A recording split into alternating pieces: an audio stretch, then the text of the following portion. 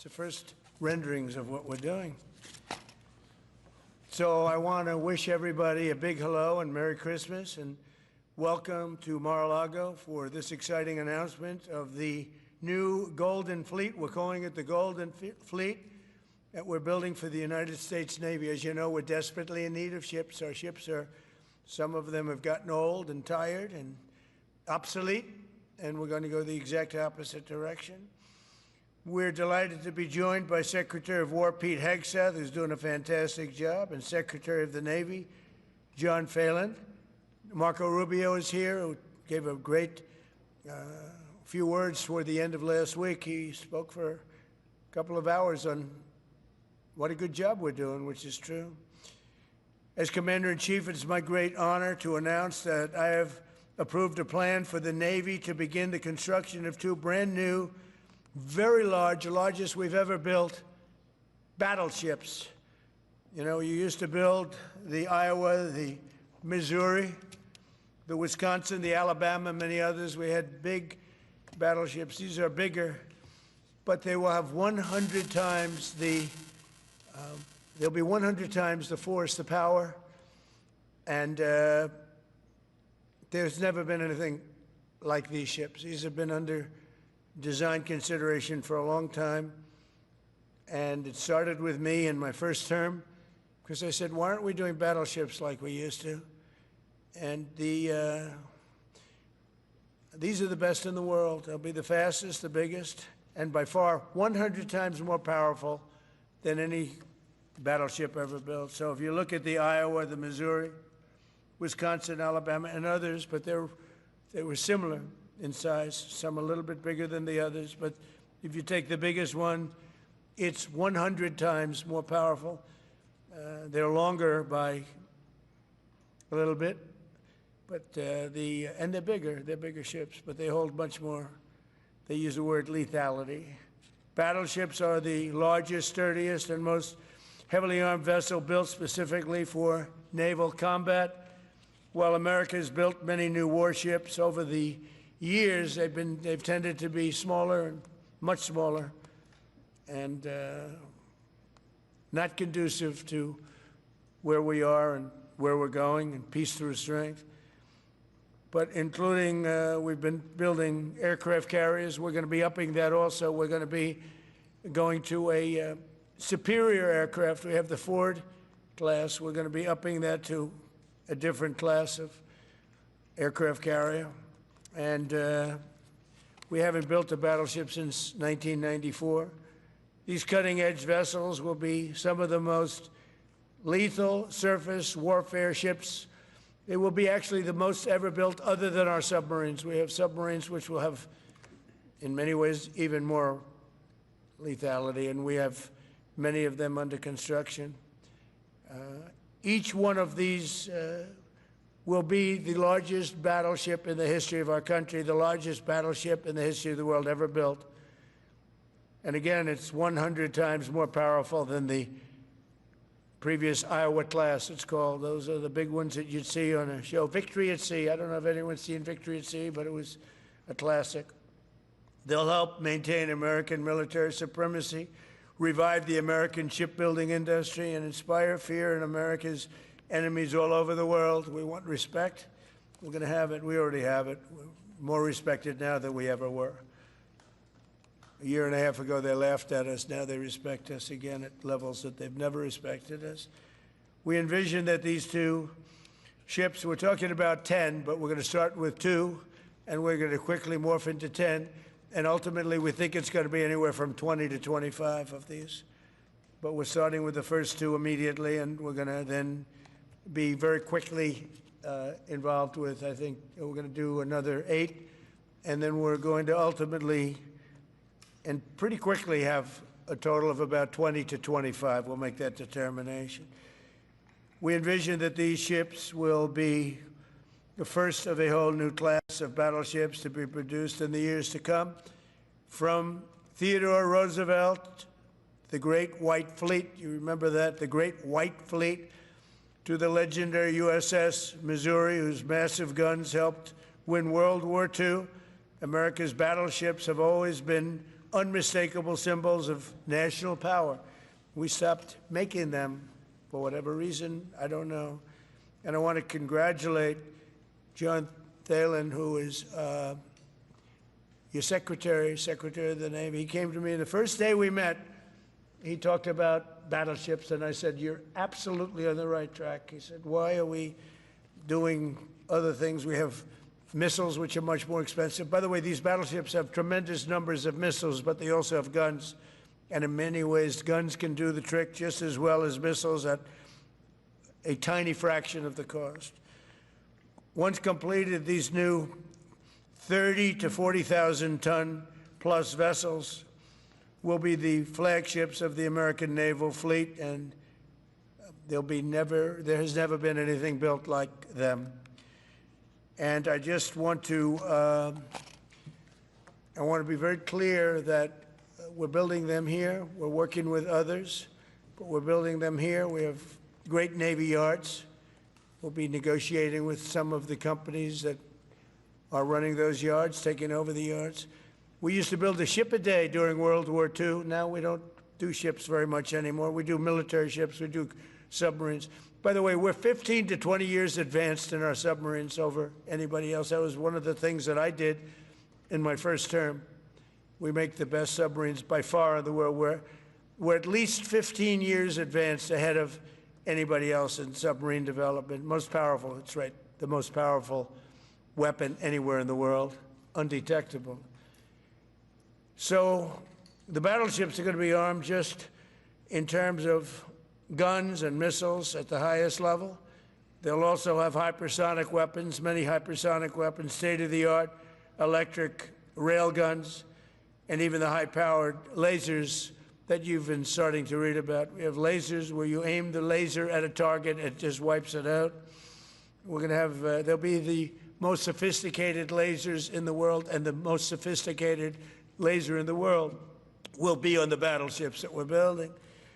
They'll also carry the nuclear arms, sea-launched cruise missiles currently under development, which will be instituted pretty quickly, but they're under development, and they've proven to be extremely lethal.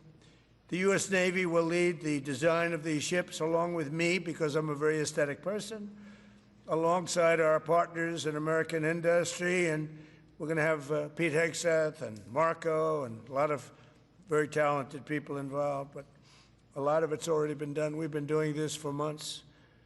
The construction will create thousands of American jobs. We're going to have the jobs be created. I mean, already we have factories being built unrelated to this, although AI will be a big factor when it comes to these ships. They'll be very AI controlled.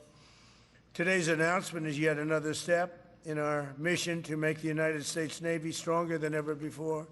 Again, when you talk about 100 times the power of these massive ships that we had years ago, it's pretty amazing.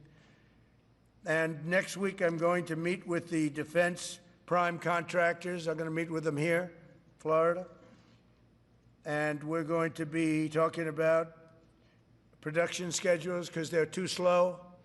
We have many countries, allies, that are wanting to buy. We make the greatest equipment in the world, by far. Nobody's even close, but they don't produce them fast enough.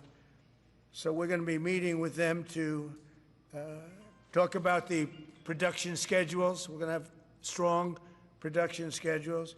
And the only way they're going to be able to do that is to build new plants. Even with the F-35, we have many people who want the F-35 fighter jet, and it takes too long to deliver them to allies or to ourselves. It takes too long. The only way they're going to be able to deliver them is if they build new plants. They don't want to build new plants because that's expensive. So we're going to be discussing production schedules. We're going to be discussing CapEx spending. We'll be discussing the pay to executives where they're making $45 and $50 million a year and not being able to build quickly. They're going to make that kind of money. They have to build quickly. Again, we make the best equipment in the world, but they don't make them fast enough.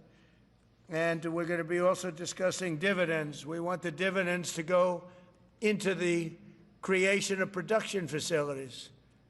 So we'll be talking about all CapEx, dividends, and the pay.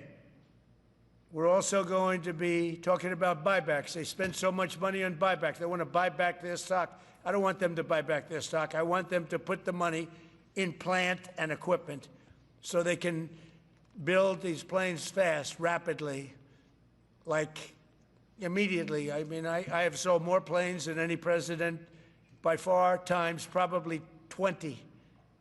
So every time I go someplace, I sell 100 planes. That includes commercial planes, Boeings, et cetera, but it also includes fighter jets. And I'm always having to say 5 years, 6 years, 7 years, helicopters, Apache helicopters, many years. India bought them. They want to get them. They don't want to wait a long time. So we don't want to have executives making $50 million a year, issuing big dividends to everybody, and also doing buybacks. And then they say, well, we don't have the money to build the plant. They got to build plants. Plants to make F-35s, plants to make helicopters, plants to make the F-47 new jet. And that's it. And that's what I'm going to be talking to them about. They're going to start spending money on building airplanes and ships and the things that we need, not in 10 years and 15 years. We need them now. And we're strong about it. Last week, the Navy announced a brand new class of frigate, and they're going to be working with the South Korean company. Hanwha, a good company, recently agreed to invest $5 billion in Philadelphia Naval Shipyard. We're opening up the Philadelphia Shipyard, once a great yard. Now it was a long time ago decommissioned, but now it's reopening, working with the Navy and working with private companies. The record-setting defense bill I signed last week authorized $26 billion to build new ships, including destroyers and various others. We already have a lot of submarines, as you know, under construction. We're building a lot of submarines. I tell you, to be exact, we have right now 15 submarines under construction or ready to start. And we have, again, the greatest submarine in the world with our technology, like they talk about chips. Well, I would say submarines are a bigger deal than chips. We're at least 15 years ahead of any other competitor. China, Russia, nobody can come close. We're also building right now 3 large aircraft carriers in addition to the ones we have. And we have, actually, interestingly, we have a lot of submarines. How many submarines do we have now altogether, approximately? Huh? What? Over 30. We have over 30. But these are the super-duper subs, and there's nothing like them. So we're going to be doing from 12 to 15 brand-new submarines. We have a couple of other things going on. We'll be building other elements of Navy. We'll be fixing up headquarters. We'll be fixing up places for our great sailors to live. And we're going to be working very hard with companies, but we're also going to be penalizing companies that aren't doing a good job. For instance, when they built the Ford, Gerald Ford, the cost overruns were ridiculous. That was done in Norfolk, Virginia. We're going to be talking about that with that company. The cost overruns were out of control. In World War II, the United States built upwards of 4 ships per day. Can you believe it? 4 ships a day, on average. And now there weren't all big warships, but there were ships, freighters, tankers. And it's a tragedy that we allowed this incredible capability to just go astray. We don't do that much anymore. We do build our warships, but that's about it. But that's a lot. We're going to restore America as a major shipbuilding power. We're going to ensure the USA is the most powerful fleet anywhere in the world, and long into the future, with battleships helping lead the way, and the submarines that, again, nobody competes with us on submarines. So I just want to thank everybody, and I'd like to ask Secretary Hegseth to say a few words, followed by the Secretary, but if you would, Secretary of the Navy. But Pete's doing a fantastic job. By the way, we have drugs are down 96.2% coming into the United States, 92.6 by sea, and soon we'll be starting the same program on land. Land is much easier, but every one of those boats that we knocked out saved 25,000 lives. So we save 25,000 lives every time we knock out one of those boats with the drugs pouring in. And you just have to see it. I mean, people say, oh, gee, do you think it was really drugs? Well, just take a look. Bags all over the place. That's not fishing equipment.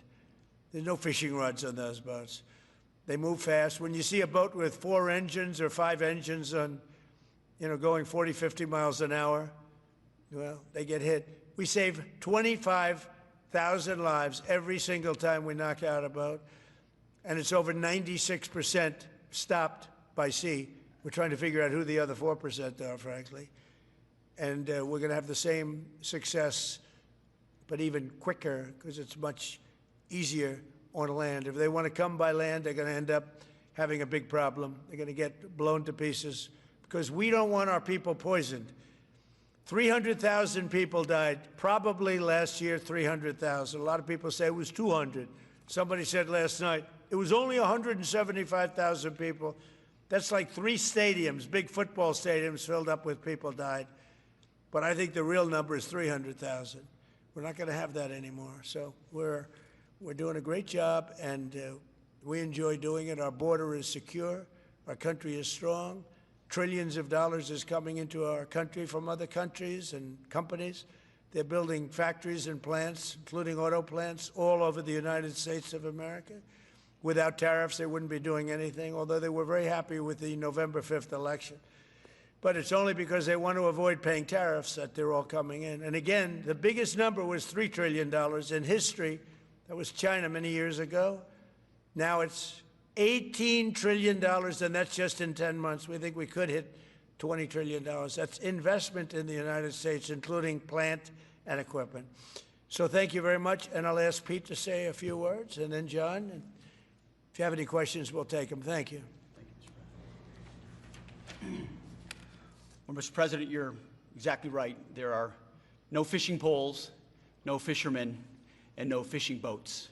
Just drug dealers and narco-terrorists. And with every strike, we're saving American lives. No other president was willing to do real deterrence. That's exactly what's happening. It's an honor to be here, Mr. President, Mr. Secretary, Secretary Rubio, to talk about what peace through strength really looks like. You can talk about it, or you can invest in it, and you can build it. And that's exactly what President Trump is doing. At the Department of War, we're restoring the warrior ethos. In fact, the President mentioned the NDAA. We put into law merit-based. We put into law getting rid of DEI and political correctness. That's now part of how our military operates, and you've seen it in record recruiting in the spirit of the Department of War.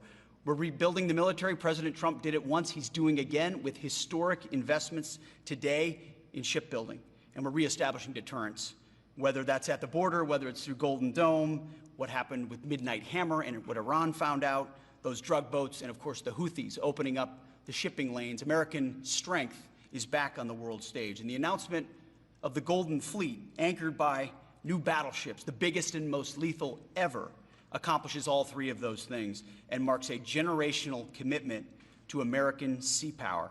Across the entire department, we are developing new operational concepts, deploying cutting-edge technologies, and making major investments, including in our Navy.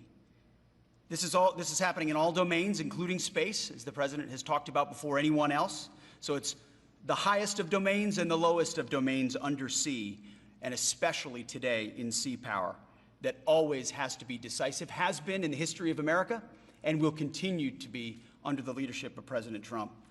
We will make sure that anything that flows from our country and with our allies flows freely and uncontested.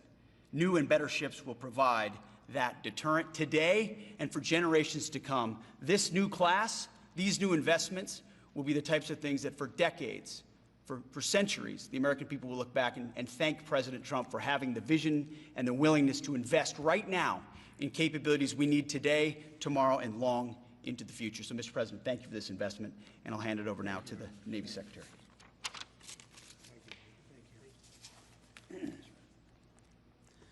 Mr. President, Secretary Hegseth, Secretary Rubio, thank you for being here on a very consequential day.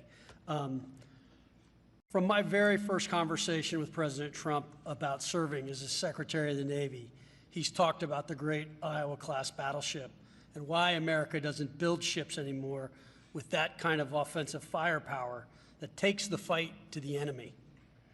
During my time in the job, I've talked extensively with our combatant commanders, like Admiral Paparo and Admiral Cooper, and our CNO, Admiral Cottle.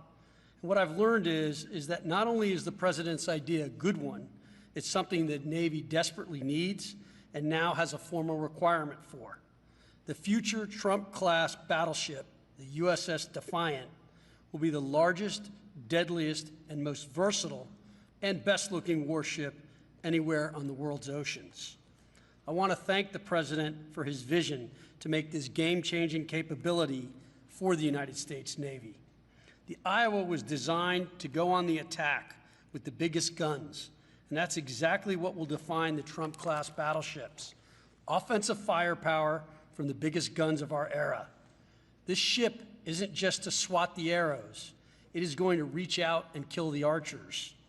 And for the first time in generations, we'll have a new leg in America's nuclear deterrence, because the Trump-class battleship will carry the nuclear-armed, sea-launched cruise missile. Striking dominance isn't all that the Trump-class battleship brings to the fight at sea.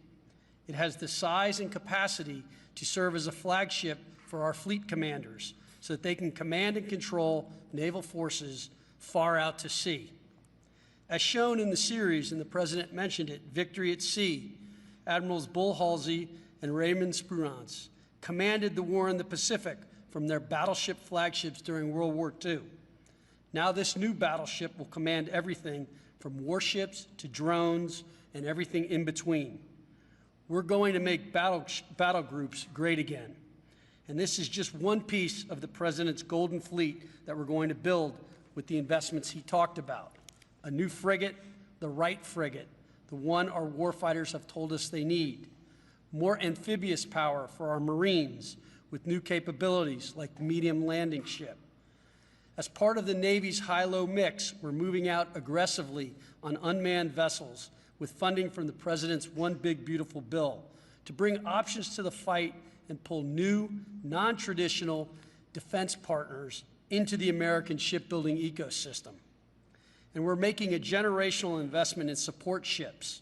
Logistics wins wars, and that kind of shipbuilding is the spark that will ignite the industrial base and help power the commercial shipbuilding that the President has called for. Under your leadership, Mr. President, we will have more tonnage and firepower under construction than ever before in our history. Building the President's Golden Fleet means jobs across the United States now. There'll be work for shipyards everywhere, from Philadelphia to San Diego, from Maine to Mississippi, from the Great Lakes to the Gulf Coast, and for manufacturers that will build components for this battleship in every state. The President has been clear. We must bring back our American maritime industrial might. And he has told me many times that as Secretary of the Navy, it is my job to equip our sailors to win the fight at sea with the finest ships in our history. To conclude, the USS Defiant battleship will inspire awe and reverence for the American flag whenever it pulls into a foreign port. It will be a source of pride for every American when it brings home our brave sailors who will sail defiant, raise their fists, and say, "We are peace through strength." And our adversaries will know when the Trump-class USS Defiant appears on the horizon, American victory at sea is inevitable. Thank you, Mr. President. Now, when a conflict arises, you are going to ask not one, but two questions. Where are the carriers, and where are the battleships? Thank you. Thank you very much. Thank you. I just want to mention that John Phelan is one of the most successful businessmen in the country, in our country. It's been a tremendous success, and he wanted to do this, and for nothing. He's taken probably the largest salary cut in history, but he wanted to do it. He wants to rebuild our Navy, and you needed that kind of a brain to do it properly. So I just wanted to give you a little information on him, which is probably enough. But one of the most successful men in the country, and he's that because he understands it, and he understands finance in addition to what we're talking about. Somebody who's doing a fantastic job is Marco Rubio, Secretary of State. And Marco, maybe say a few words, and then we'll answer some questions. Thank you. Thank you, Mr. President. And I don't have much to add. This is a phenomenal presentation. Thank you, Mr. President. This is American industrial power returning. This is the ability, once again, to rebuild, to have industry in the United States. This is generational in the change, not just in terms of applying American war power, increasing our ability to protect the seas. The U.S. Navy is the single biggest source of peace in the world of all of our forces because it gives us a global footprint. But it rebuilds American industrial capacity. The ability to make things again in our country has been critical to what the President's agenda has been all about, and this is a tangible reminder of it. And I know the country's grateful for it, and generations of Americans will be grateful for it. So thank you. Thank you, Marco. By the way, I think I'd just like to point out that these ships are made of steel as opposed to aluminum. It's a big difference, as you know. Battleships, the great battleships, had 6- and 7-inch steel hulls, and these are going to be likewise made out of very powerful steel. Our steel industry is coming back very strongly, by the way. It's coming back at record numbers, and we're going to be using them for the steel, but as opposed to an aluminum side, which, in all fairness, is not the same. So, John, we're going with all steel, I understand, and that's going to be something that people are surprised. More expensive, but not even comparable in terms of the importance and the strength. Yeah, please. What's your timetable for these first two ships, and do you see them as a counter to China? We're going to start almost immediately, and we'll probably talk in about 2.5 years. And in terms of the mission, do you see it as a counter to China? It's a counter to everybody. It's not China. We get along great with China. I have a great relationship with President Xi, and not China. It's just everybody. You don't know who comes along, but we just wanted peace through strength. Hopefully we never have to use them, but there will never be anything built like these. Think of it. Those battleships are incredible. These have 100 times the power. Think of that. I mean, and they were big and they were powerful. You know, I thought about taking some that are in dry dock and changing them, and then when I said that, you know, if we did, would be about, we could increase, if we doubled them, they'd be at like just a tiny fraction of what one of these was. This is the new technology, which is incredible. So we decided pretty early on not to do that. Yeah, please. Mr. President, Julio Rosas with Most Peaceful Media. You just referenced the lower amount of illegal drugs that are coming by sea, and you just said that you're going to start that same program on land soon. Are you just referring to Venezuela, or are you referring to other countries in Latin America? Anywhere drugs are pouring in, anywhere, not just Venezuela. No. Yes. Speaking of Venezuela, oil. What are we going to do with the oil that we have? Going to do with what? The oil that has been seized. The United States seized 1.9 million barrels of oil on December 10th. We're going to keep it. We're keeping it. Where's it? Are we going to sell it or put it in the strategic oil reserve? Maybe we'll sell it. reserve? Maybe we'll keep it. Maybe we'll use it in the strategic reserves. We're keeping it. We're keeping the ships also. Yeah, please. About Venezuela, sir, have you spoken to American oil companies that have had their assets seized about what a post-Maduro Yes. Venezuela would mean for them, of what coming back and restarting all operations? the big ones, yeah. I have. Yeah, please. Why do you feel like this initiative was neglected for so many years, and does this come amidst the rising tensions between the U.S. and Venezuela? We're talking about with Venezuela? Yes. Well, you had a different kind of a president before me. They didn't mind being ripped off. They didn't mind being robbed. They didn't mind drugs pouring into our country. They didn't mind the jails of Venezuela and Trinidad being emptied into the U.S., where they take over Colorado and other places. I do mind. So you had a different kind of a president. I hope people are enjoying it because we've never been respected more than we are now. Yeah, please. Thank you. Thank you, Mr. President. Were you surprised by the number of photos of Bill Clinton in the Epstein files? And can you commit to their By full... what? And were you surprised by the number of photos of Bill Clinton in the Epstein files? And can you commit to their full release by the end of the year? Some of the victims were protesting that too many of them were redacted. I know there are a lot of people that are angry about all of the pictures of other people, you know, but I think it's terrible. Look, I like Bill Clinton. I've always gotten along with Bill Clinton. I've been nice to him. He's been nice to me. We've always gotten along. Respect him. I hate to see photos come out of him, but this is what the Democrats, mostly Democrats, and a couple of bad Republicans are asking for. So they're giving their photos of me, too. Everybody was friendly with this guy. either friendly or not friendly, but they, you know, he was around. He was all over Palm Beach and other places. The head of Harvard was his best friend, Larry Summers, and Bill Clinton was a friend of his. But everybody was.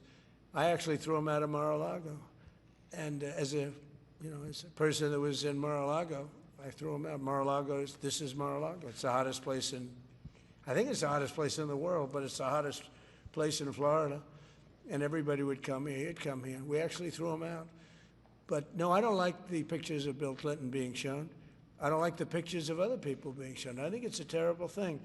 I think Bill Clinton's a big boy. He can handle it. But you probably have pictures being exposed of other people that innocently met Jeffrey Epstein years ago, many years ago, and they're, highly respected bankers and lawyers and others, and they'll end up, because of guys like Massey, who's a real lowlife, whose polls are down to about 9%, by the way, in the great state of Kentucky. If you look at Kentucky, Kentucky is such a great place, but I don't know, they've got a couple of people on there that are very strange in terms of leadership, but Massey's a loser, and he likes it, and that he works with the Democrats. He's just being used by the Democrats, because what this whole thing is with Epstein is a way of trying to deflect from the tremendous success that the Republican Party has.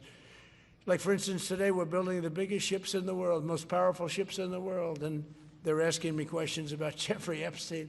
I thought that was finished. I believe they gave over 100,000 pages of documents, and there is tremendous backlash. It's an interesting question, because a lot of people are very angry that pictures are being released of other people that really had nothing to do with Epstein, but they're in a picture with him because he was at a party, and you ruin a reputation of somebody. So a lot of people are very angry that this continues. A lot of Republicans are angry because of the fact that it's just used to deflect against a tremendous success. Look, we have $18 trillion coming into our country. We have, I believe, we're going to have the most successful economy in history. We inherited a mess. Now prices are coming way down. Gasoline is less than $2 in some states, $1.99, $1.97, $1.95 a gallon. $1.95. Think of that. A gallon. Nobody ever thought they'd see that. They don't want to talk about that. They want to talk about Epstein. And the problem is a lot of Democrats are being caught up in the web, like Larry Summers. Larry Summers was the head of Harvard. He's now been forced to resign from every board he's on, and he was thrown off the Harvard board. Now, he was at Epstein's Island a lot. I wasn't. I never went there, by the way. But fortunately, it's nice. But I never went there. But a lot of people did go there. But instead of talking about the battleships, or instead of talking about most favored nations drugs, we're bringing down drug prices like at a level that has never even been thought of, by thousands. Think of it, by 1,000%, by 1,200, 1,300, 1,400% in some cases. A drug that sells for $10 in London is costing $130 in New York. We're bringing it down to $20, and they're going to go up to 20. So they're going from 10 to 20, which is a doubling. It's a doubling. That's a lot, but it's a doubling. But we're going down to 20. So we're going down, if you can do your own math, but it's 2,000%, 3,000%. It's pretty amazing. And the New York Times had a story about it, a small story, way in the back of the paper. It's the single biggest thing to happen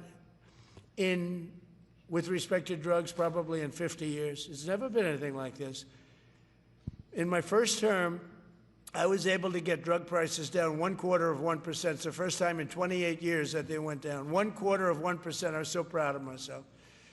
Now we're doing them 2,000%, 1,500%, 1,200%.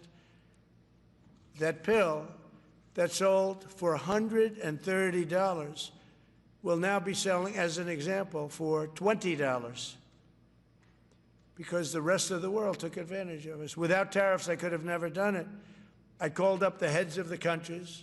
As an example, France, I spoke to a very good man, President Macron of France, and I said, Emmanuel, you have to raise your drug prices.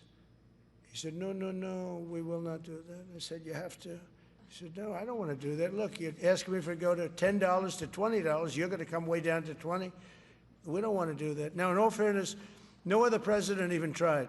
But if they did try, there was actually a fake story in stupid USA Today. I didn't even think they'd make it anymore. I haven't. But I saw a story where Biden was trying to do this. Biden never tried to do it. Biden didn't know he was alive. He never tried to do it. But they're taking it from $10 to $20. So he would say, and the other leader said the same thing. No, no, we won't do it. I said, no, no, you're going to do it 100%. They said, nope, we're not doing it. We're not going to double our price. Because, again, if you go from $10 to $20, they're doubling their price.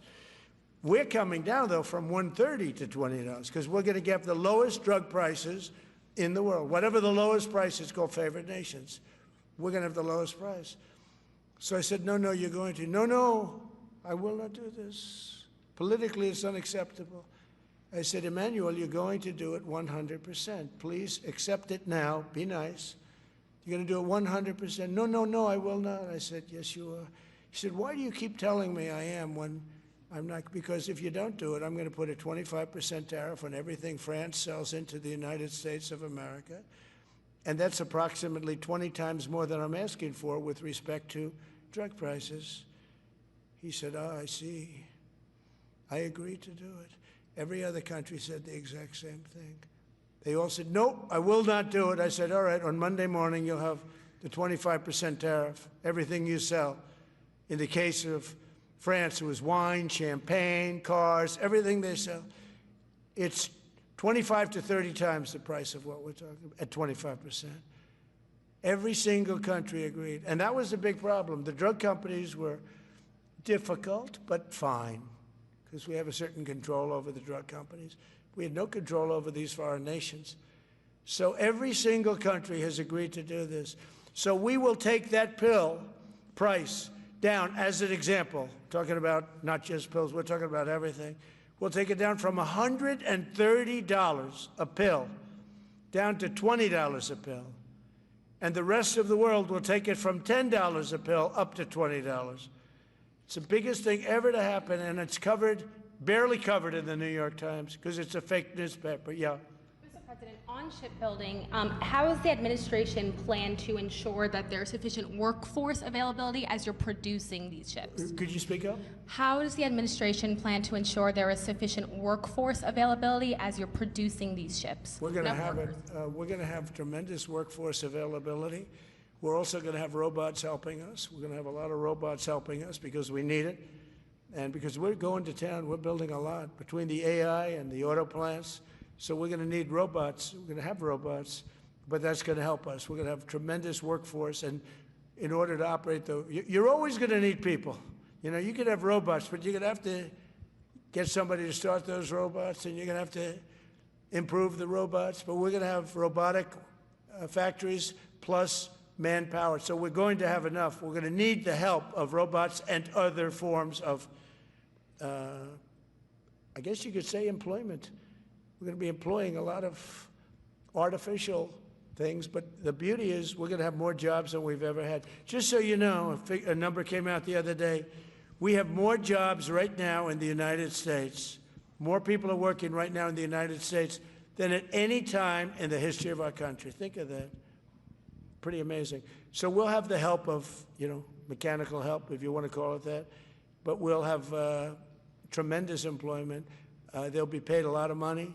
They'll do better than they ever did. Okay? Yeah. Mr. President, some may have been expecting a different kind of announcement today, hearing your Secretary of War and Secretary of State here. You mentioned strikes on land in Venezuela more than 15 times, even now, just in your recent remarks. Why should Maduro take your threat seriously? And He can do whatever he wants. What's your end Maduro? game? What's your end game? There's no answer. He can do whatever he wants. I mean, we have a massive armada formed, the biggest we've ever had, and by far the biggest we've ever had in South America. He can do whatever he wants. It's all right. Whatever he wants to do. If he wants to do something, if he plays tough, it'll be the last time he's ever able to play tough. But they sent their prisoners into us. They sent people from jails, and prisons. They sent people from mental institutions and insane asylums into the United States, just walked right in because Biden had an open border policy. What the Biden administration did to our country can never be forgotten. They took in millions and millions, 25 million people over the course of 4 years. Many of those people were murderers and drug dealers, prisoners, rough prisoners, 11,888 murders. More than half of them killed more than one person. They came into our country. Now, I spoke to Christine Noem today. I spoke to Tom Homan today. He came down to see me. And we had a great meeting. They've done an amazing job. We're getting them out. We're getting them out very fast. But this should have never happened. But Venezuela was one of the... Venezuela took advantage of the open borders that Biden created more than any other country. Tren de Aragua, we had gangs all over. Look, I mean, you have a very weak governor in Colorado. Look what happened in Colorado, where they would occupy apartment houses. And he didn't want to do anything about it because he was scared. Any other questions? Yeah, go ahead, please. So in response to the United States taking sanctioned oil from Venezuela, Colombian President Gustavo Petro criticized the United States by saying, well, the Southwest is stolen land and that it should be returned to Latin America. I just wanted to know what your response to that is. Well, he has to watch because, you know, he's got drug factories. They make cocaine in Colombia. And he's no friend of the United States. He's very bad guy. And he's got to watch his ass because he makes cocaine and they send it into the United States of America from Colombia. We love the Colombian people. I love the Colombian people. They're great people, energetic, smart, great. But their new leader is a troublemaker. And he better watch it. He better close up those cocaine factories. They have at least 3 major cocaine factories. We know where they are. He better close them up fast, yeah. By the way, it's made and sold into the United States. Comes through Mexico. Thank you, sir. You've named Governor Landry to be new special envoy to Greenland. Yeah. How do you, what do you see that role entailing, and is it still your intention that Well, Greenland he called become me, part and of the you know, U.S.? he viewed Louisiana, the Louisiana Purchase. He said, "I'm governor of Louisiana," and he said, "I would love." I didn't call him; he called me. He's very proactive. He's a great guy. He's a deal guy. He's a deal maker type guy. And we need it for national protection. We need Greenland for national protection. They have a very small population. And I don't know, they say Denmark, but Denmark has spent no money. They have no military protection. If they say that Denmark was there 300 years ago or something with a boat, well, we were there with boats too, I'm sure. So we'll have to work it all out. But he felt very strongly, we need it for we need Greenland for national security. Not for minerals. We have so many sites for minerals and oil and everything. We have more oil than any other country in the world. We need Greenland for national security. And if you take a look at Greenland, you look up and down the coast, you have Russian and Chinese ships all over the place. We need it for national security. We have to have it. And he wanted to lead the charge. So we're making him, Marco, today, a special envoy to Greenland. Greenland's a big deal. Yeah. On Ukraine, can you give an update on the talks that took place this past weekend, and could a trilateral discussion of sort be the next step for Ukrainian, U.S., and Russian delegations? So the talks on Ukraine, Russia are going along. They lost, as you know, 27,000 soldiers last month, mostly soldiers, some people, but some people in Kiev, etc., but mostly soldiers. And the talks are going along. And I say that, you know, there's tremendous hatred between these two leaders, between President Putin, President Zelensky, tremendous hatred, and I hope we can get it done. We are talking. Talks are going okay, but, you know, I've solved 8 wars, and Thailand is starting to ship up. You know, they started with Cambodia. They started up again, but I think, Marco, we have that in pretty good shape to have that stopped. So we stopped 8 wars, and I thought this would be in the middle of the pack, but maybe easy, but in the middle of the pack. But there's a lot of hatred between those two people, and when there's hatred, there's, you know. But we stopped one war 38 years, one war 35 years, one war was going on for 32 years. And we stopped, think of it, we stopped a potential nuclear war between Pakistan and India. And the head of Pakistan, highly respected general, he's a field marshal, and also the Prime Minister of Pakistan said, President Trump saved 10 million lives, maybe more, by getting that war. You know, 8 planes were shot down. That war was starting to rage. And he actually said the other day that President Trump saved 10 million lives, maybe more. So We solved all these wars. The only one I haven't solved yet is Russia, Ukraine. Are you still pushing for the Christmas Day deadline with Russia and Ukraine? And have you spoken with Putin or Zelensky or plan to push the I'll do deal? whatever I have to do. I mean, I'd like to see it stop. Look, we don't lose any money on that war anymore. You know, Biden gave $350 billion, and who knows what happened to it. We now sell missiles, planes, all of the best military equipment. We sell it to NATO. We got NATO to go from 2% GDP to 5%. Nobody believed that to this day. Nobody's going to write that, but nobody believed it. And they take that money and they pay it to the United States for weapons. So we sell weapons to NATO. We sell full price. We sell weapons to NATO, and NATO takes those weapons and probably distributes them, but gives a lot of them to Ukraine. So we don't lose any money like we did with Biden. He was spending money like a fool. He was a fool. What he did to our country is so horrible. But he gave $350 billion between cash, gave a lot of cash, $350 between cash and weapons. You remember at the beginning of that whole thing, I gave them javelins. Javelins are the anti-tank busters. And President Obama at the time gave them sheets. I gave them javelins. They gave them sheets. But you know, the bottom line, it's time for, I think they're all tired of that war. Everyone's tired of that war. It's got to stop. Yeah, please. The U.S. was in active pursuit of a sanctioned oil tanker yesterday. Are you able to share what became of that tanker? Was the U.S. able to seize it? No, it's moving along, and we'll end up getting it. Yeah, we're actually pursuing it. Can you imagine? Because it came from the wrong location. It came out of Venezuela, and it was sanctioned. Yeah, please. Ultimate goal in Venezuela to force Maduro from power?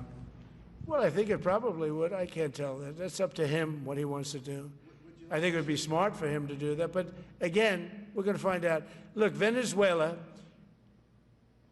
did terrible things to the United States. They sent hundreds of thousands of people, millions of people, into our open border.